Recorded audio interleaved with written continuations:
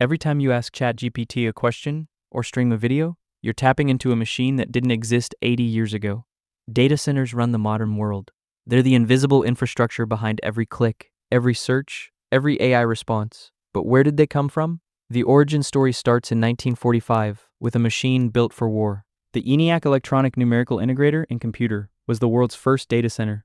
Built at the University of Pennsylvania for the US military, it was designed to calculate artillery firing tables. That's it. Basic math. But the machine itself was anything but basic. It weighed more than 27 tons, sprawled across 1,800 square feet, and consumed 150 kilowatts of power. For context, that's enough electricity to run about 15 modern homes. The computing power it delivered? 0.05 MIPS. Your smartphone is millions of times faster. Here's what made ENIAC a data center and not just a computer. It required dedicated infrastructure. Massive fans and ventilation systems kept thousands of vacuum tubes from overheating. Hundreds of feet of wiring connected everything, sealed inside glass tubes that failed constantly. Fires broke out. The machine was temperamental, primitive, and revolutionary. Running it meant building an entire specialized environment around it. Sound familiar? ENIAC worked on the Manhattan Project.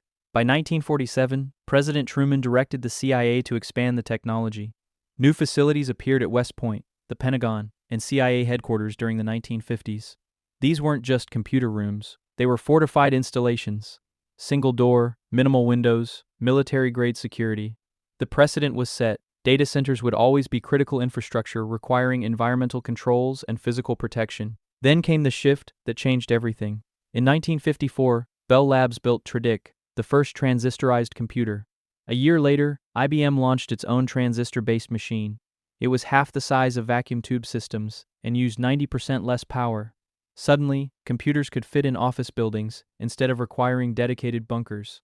By the 1960s, companies were installing mainframes in climate-controlled rooms with raised floors and specialized cooling. The term computer room became standard corporate vocabulary. IBM formalized the concept in the 1970s by constructing what's recognized as the first official data center. Standardized environments, raised flooring for cable management, precision cooling systems. The blueprint was drawn. For the next 2 decades, mainframes dominated. If you needed computing power, you built a room for a massive machine that cost millions and required a dedicated staff to operate. But the 1990s shattered that model completely. Personal computers connected to servers in what became known as the client-server architecture. Multiple smaller machines replaced single mainframes. Then the internet exploded. Web hosting emerged as an industry. Companies like Digital Equipment Corporation started building entire facilities designed exclusively for centralized data storage and processing. These weren't computer rooms anymore. They were purpose-built structures engineered from the ground up to house hundreds or thousands of servers. The scale kept accelerating. In 1999, Salesforce pioneered delivering applications through the web. Amazon Web Services launched in 2006, offering compute and storage infrastructure to anyone who wanted it. You didn't need to build your own data center. You could rent capacity from someone else's. By 2012, 38% of organizations were using cloud services. The facilities supporting this new model grew into something unprecedented. Hyperscale data centers. We're talking buildings exceeding 1 million square feet, packed with computing infrastructure that would make ENIAC look like a pocket calculator. AWS became the giant, capturing roughly 32% of the market and operating across 32 cloud regions. Microsoft Azure followed with 23%. Google Cloud took 10%. By mid-2020, hyperscale providers operated 541 large data centers worldwide. That number more than doubled from 2015. But the explosion you're seeing right now makes all of that look modest. What's driving the current boom isn't just cloud computing anymore. It's something that requires exponentially more power, more space, and fundamentally different architecture. Artificial intelligence. In 2022, OpenAI released ChatGPT to the public. Within months, everything changed. Not just for users typing prompts into a chat window, but for the entire infrastructure behind it.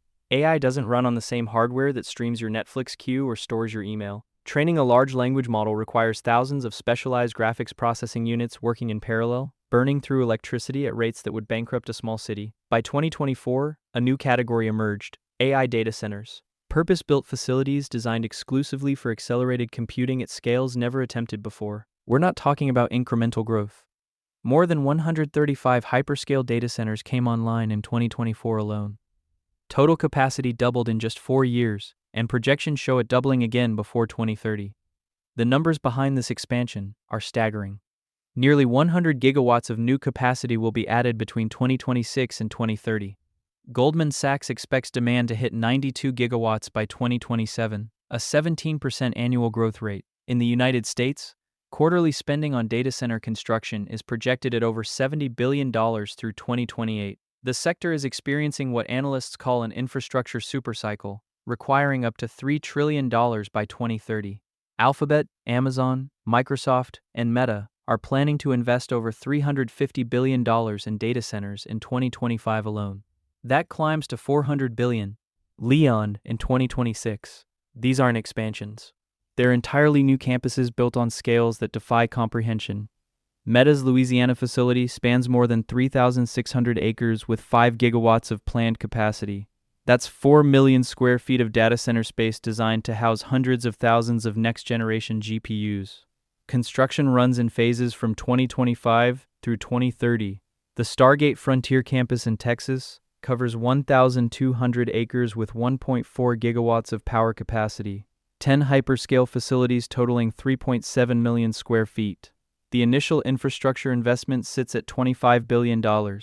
Oracle's leasing the entire complex for OpenAI workloads, then spending another $30 to $40 billion on servers and AI accelerators. These projects aren't just big. They're rewriting the rules of site selection entirely. The new constraint isn't land, it's power. Grid capacity now determines where facilities can be built. Developers are incorporating on-site generation, microgrids, gas turbines, and massive battery systems just to secure reliable electricity. Some AI training facilities demand over 1 gigawatt of power. That's equivalent to what 800,000 American homes consume in a year. Global data centers used an estimated 460 terawatt-hours of electricity in 2025, roughly 1.8% of worldwide demand. The International Energy Agency projects that figure will surge past 800 terawatt-hours by 2028, rivaling the annual consumption of France. By 2030, data centers could consume 13% of global power. The heat generated by this equipment is testing every known cooling method. Traditional air cooling can't keep up. Liquid cooling systems are being deployed at unprecedented rates, with direct-to-chip designs becoming standard for AI workloads. 21% of enterprise decision-makers plan to shift to liquid cooling within the next year, with another 25% following within 4 years. The industry is also turning toward nuclear power. Hyperscalers are forming partnerships to fund new reactor technology and restart retired plants. Advanced nuclear generation is positioning itself as the long-term solution for carbon-free, reliable power at the scale these facilities demand. By 2030, AI could represent half of all data center workloads. Right now, it's about a quarter. Inference tasks, where trained models generate responses, will overtake training as the dominant requirement by 2027. The shift means even more facilities, even more power, even more infrastructure investment. There are roughly 11,800 data centers worldwide today. 2/3 sit in the United States, China, or Europe. That number will keep climbing as long as AI development accelerates. What started with ENIAC's 1,800 square feet and 150 kilowatts has become campuses measured in thousands of acres and gigawatts of capacity. The trajectory isn't slowing down. It's accelerating faster than the grid can adapt. From ENIAC's vacuum tubes catching fire in a basement to billion-dollar campuses consuming more power than entire nations, data centers evolve from military curiosity to the single most critical infrastructure on Earth. Every search, every stream, every AI conversation exists because someone built the room to house the machines that make it possible. The facilities supporting your digital life right now are already obsolete. New ones are being poured in concrete as you watch this. The question isn't whether data centers will keep growing, it's whether the power grid can keep up with what we're demanding from them. You're living through the biggest infrastructure build-out in human history. It's just happening in windowless buildings you'll never see.